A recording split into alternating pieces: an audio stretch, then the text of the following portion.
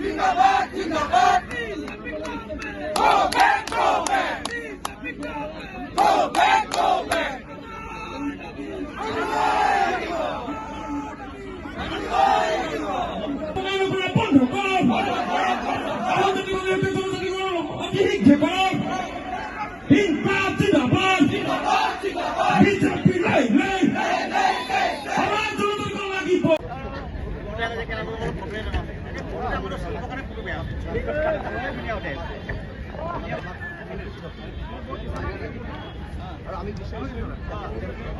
দলং পাৰ হৈ আহিলে এখন কি বুলি কয়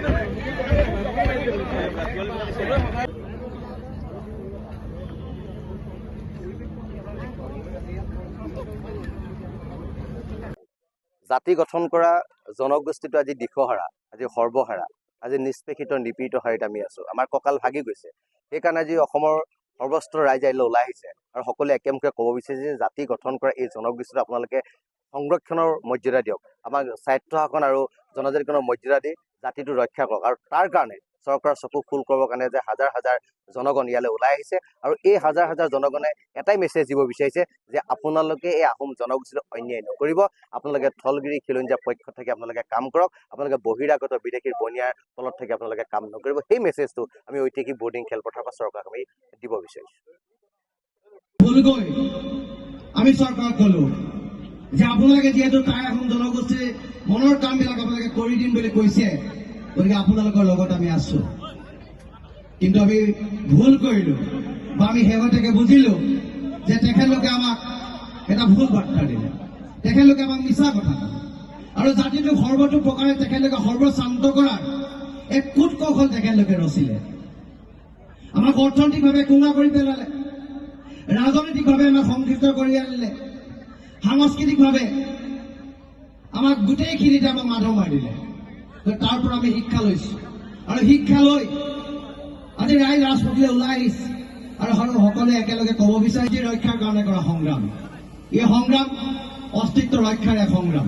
গতিকে এই সংগ্ৰামত সমবেত হোৱা পৰিজন খিলঞ্জীয়া থলগিৰি ৰাইজক আমি শুভেচ্ছা জনাইছো, শুভকামনা জনাইছো আৰু আহোম জনগোষ্ঠীৰ প্ৰতিজন লোকক আমি এই প্ৰতিবাদস্থলীলৈ আহিবৰ কাৰণে বিনম্ৰতে অনুৰোধ জনালো।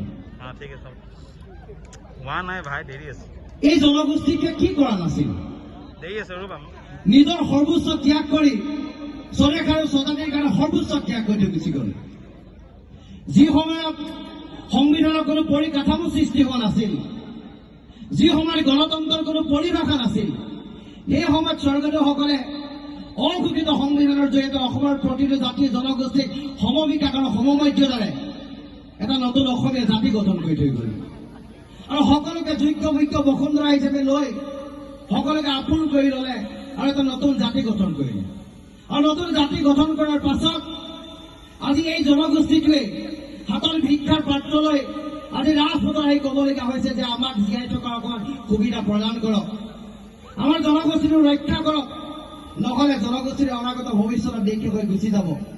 এই মৰ্ম বেদনাৰে আজি সকলোবিলাক ৰাইজ সমবেত হৈছে আৰু সমবেত হোৱা ৰাইজৰ এটাই ক্ষোভ আছে, এটাই আক্ষেপ আছে যে আমি সৰ্বোচ্চ কৰাৰ পাছত চৰকাৰে আমাৰ বিৰুদ্ধে, চৰকাৰে আমাৰ পক্ষত এটাও আমি কাম কৰা নাই, আমাৰ বিৰুদ্ধে ষড়যন্ত্ৰ কৰিছে।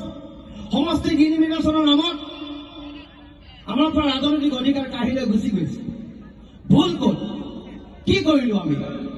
আমাৰ সকলো ক্ষেত্ৰতে প্ৰতাৰণা কৰা হৈছে, প্ৰবঞ্চনা কৰা হৈছে।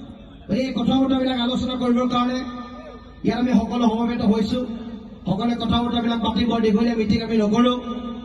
গতিকে মই উদ্বোধনী ভাষণ ৰাখিবৰ কাৰণে আমাৰ মাজত উপস্থিত থকা আমাৰ সন্মানীয় মুখ্য উপদেষ্টা দুলাল বৰা ডাঙৰীয়াক আছে, মই তেখেতক উদ্বোধনী ভাষণ ৰাখিবৰ কাৰণে অনুৰোধ জনালো। মাত্ৰ আধা ঘণ্টাৰ পিছত মিটিংখন সমাপ্ত কৰিম, এটা ৰেলী আমি কৰিম। গতিকে কোনো ৰাইজ যাতে ওলাই নাযায়। হাজাৰ হাজাৰ লোক ইয়ালৈ আহি আছে, কিন্তু ফিল্ডৰ মাজত মানুহৰ সমাগমটো কম, চাহ বিচাৰি গৈছে, কোনোবাই বেলেগ এফালে গুচি গৈছে।